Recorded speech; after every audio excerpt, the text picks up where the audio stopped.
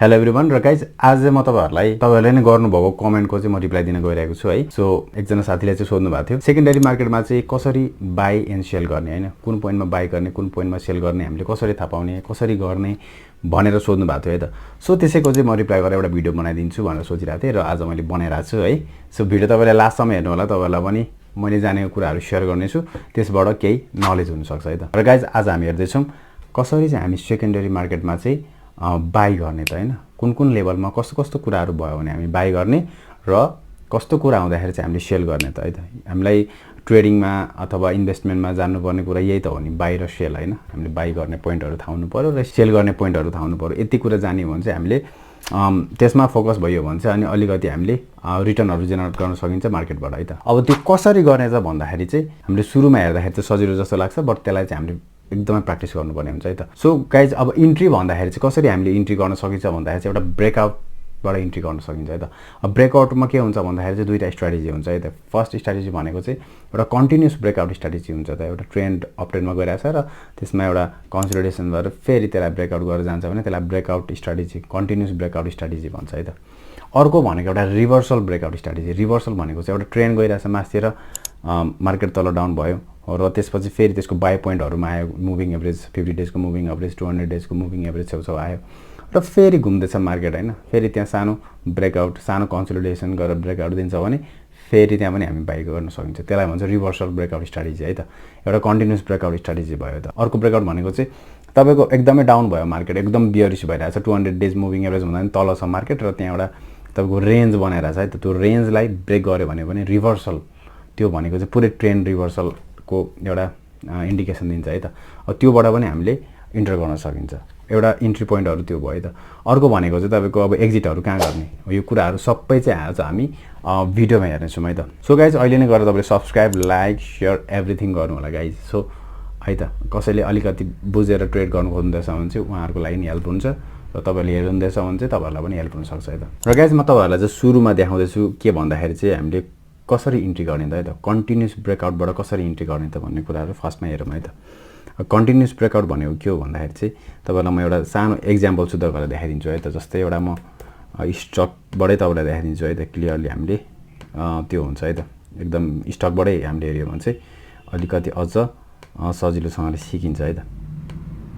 र के भन्दाखेरि चाहिँ कन्टिन्युअस भनेको चाहिँ के हुन्छ भन्दाखेरि चाहिँ एउटा ट्रेन्ड फर्मेसन भइसकेको हुन्छ है त। जस्तै मार्केटमा एउटा ट्रेन्ड फर्मेसन भइरहेको हुन्छ। जस्तै एउटा तपाईको डाउन ट्रेन्डबाट अप ट्रेन्ड लागिसकेको मार्केट हुन्छ है त। एउटा अप ट्रेन्ड लागिसकेको मार्केटमा कन्टिन्युएसन ब्रेकआउट भनेको चाहिँ कस्तो हुन्छ भन्दाखेरि चाहिँ एउटा म तपाईलाई यहाँ देखाइदिन्छु।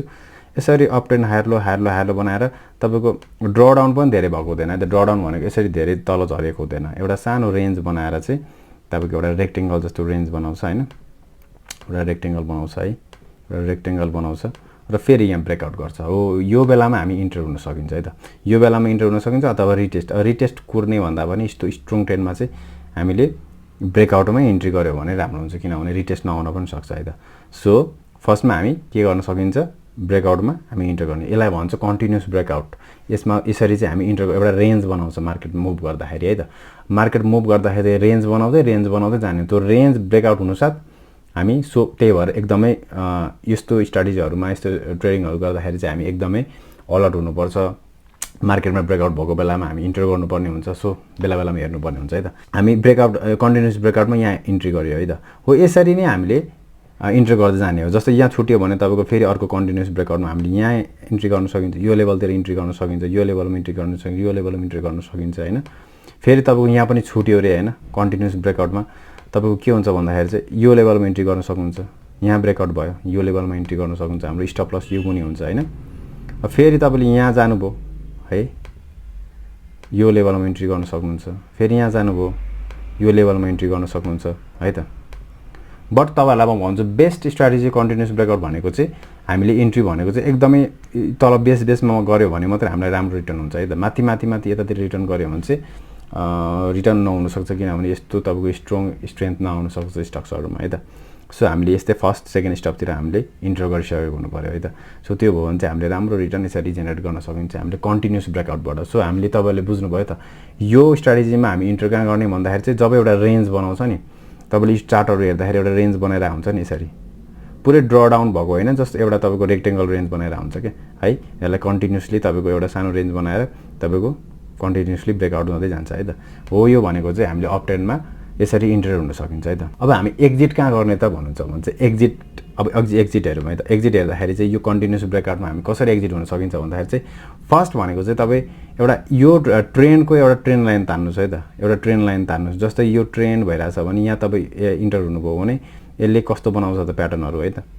यसरी एउटा ट्रेन्ड लाइन तान्नुहोस् र के हुन्छ भने जब यो ट्रेन्ड लाइन ब्रेक गर्छ हामी त्यहाँबाट एक्जिट हुनुपर्ने हुन्छ। एउटा फर्स्ट भनेको एउटा ट्रेन्ड लाइन हो है त।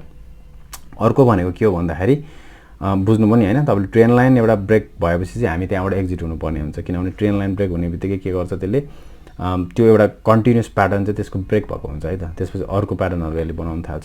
एउटा कन्टिन्युस एउटा ट्रेन्ड लाइनबाट हामी एक्जिट भयो। अर्को भनेको जस्तो तपाईँलाई सजिलो लाग्छ भने एउटा एटिआर बेस्ड इन्डिकेटर युज गर्नु, जस्तै सुपर ट्रेन्ड युज गर्नुहोस्। म चाहिँ सुपर ट्रेन्ड युज गर्छु। यसले तपाईँलाई एकदम मजाले देखाउँछ कहाँ एक्जिट गर भनेर। जस्तै यहाँ एक्जिट गर भन्यो, एक्जिट गरेपछि यत्रो तल झऱ्यो होइन मार्केट। सो हामीले कन्टिन्युसबाट चाहिँ यसरी हामीले प्रफिट कमाउन सकिन्छ है त। हामीले ब्रेकआउटहरूमा इन्ट्री गर्दै जाने र तपाईँको ट्रेन्ड लाइन अथवा ट्रेन्ड लाइन टुटेपछि अथवा एउटा सुपर ट्रेन्डहरू रेड भइसकेपछि चाहिँ हामीले के गर्नुपर्ने हुन्छ, त्यसलाई त्यो स्टक्सबाट हामी एक्जिट हुन सकिन्छ है त।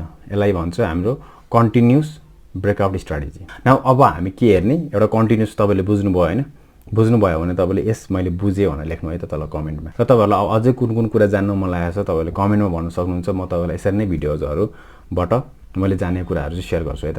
अब हामी के हेर्ने, एउटा कन्टिन्युस प्याटर्न ब्रेकआउट हामीले हेऱ्यो। अब एउटा रिभर्सल हेरौँ है त। रिभर्सल कसरी हुन्छ त भन्ने कुराहरू अब फेरि बुझौँ। रिभर्सल चाहिँ कसरी हेर्नु छ भने एउटा अप ट्रेन्ड गयो होइन मार्केट, एउटा अप ट्रेन्डमा गइरहेछ एउटा कुनै स्टक्स भने त्यो यसरी डाउन हुन्छ क्या। कन्टिन्युसमा चाहिँ के थियो भन्दाखेरि चाहिँ यसरी धेरै तल डाउन भएको थिएन होइन। यही माथि एउटा रेक्टेङ्गल बनाएर चाहिँ एउटा सानो कन्सोलिडेसन भएर यहाँ ब्रेकआउट गर्दै गएको थियो होइन। अब यस्तोमा चाहिँ के हुन्छ भन्दाखेरि चाहिँ तपाईँको सिधै तल झरिदिन्छ क्या, सिधै तल झरिदिन्छ र यसले यस्तै 50 डेज मुभिङ एभरेज अथवा 200 डेज मुभिङ एभरेज छेउछाउमा आएर चाहिँ यसले सपोर्ट बनाउँछ र तपाईँको यो एउटा सानो कन्सोलिडेसन गर्छ तल आएर है त। अनि त्यसपछि फेरि ब्रेकआउट गर्छ। हो यसरी ब्रेकआउट गरे बेला फेरि हामी यहाँ इन्टर गर्न सकिन्छ। यो भनेको चाहिँ रिभर्सल ब्रेकआउट भएको है त। यसरी हामी इन्टर गर्छ। जस्तै अहिले यहाँ ड्र डाउन भइरहेछ होइन, ड्र डाउन भइरहेछ। अब तपाईँको यो रिभर्सल ब्रेकआउट गर्दाखेरि चाहिँ हामीले ट्रेन्ड लाइनबाट नि एउटा इन्टर गर्न सकिन्छ होइन। ट्रेन्ड लाइन ब्रेकआउट हुँदा नि इन्टर गर्न सकिन्छ अथवा सुपर ट्रेन्ड ग्रिन हुँदाखेरि पनि यसरी इन्टर गर्न सकिन्छ हामी है त। र हामीले मेन कुरा भनेको चाहिँ रिभर्सल ब्रेकआउट हेर्नको लागि चाहिँ हामीले के गर्नुपर्छ भन्दाखेरि चाहिँ हामीले यो इन्टर एक्जिट स्टकमा इन्टर एक्जिट ट्रेडिङहरू गर्दा चाहिँ जहिले पनि हामीले के गर्नुपर्ने हुन्छ भन्दाखेरि चाहिँ तपाईँले के गर्नुहोस् भने एउटा इएमआई राख्नुहोस् 200 डेजको इएमआई है त।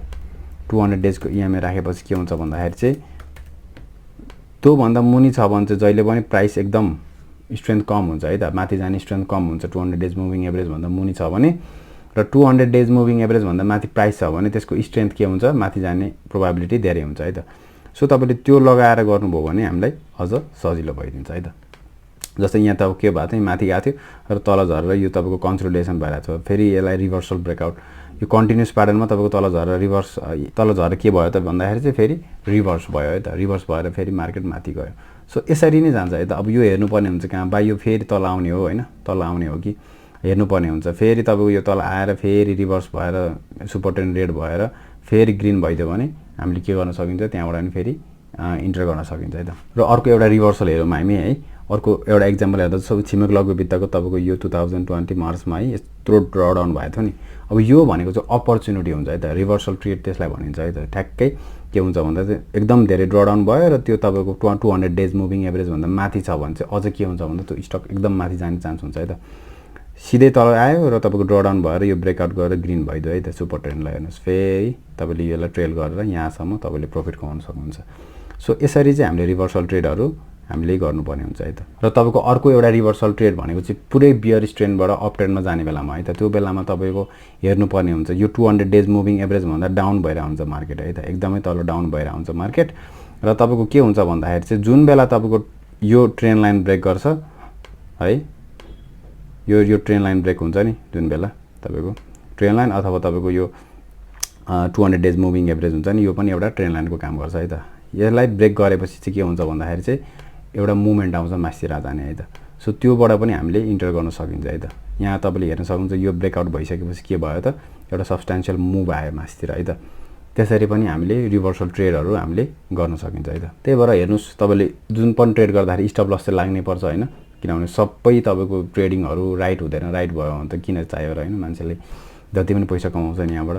सो तपाईको एनालाइसिस ठीक हुनु पर्यो र तपाईले ट्रेड राइट टाइममा लिनु पर्यो, राइट टाइममा एक्जिट गर्नु पर्यो हैन।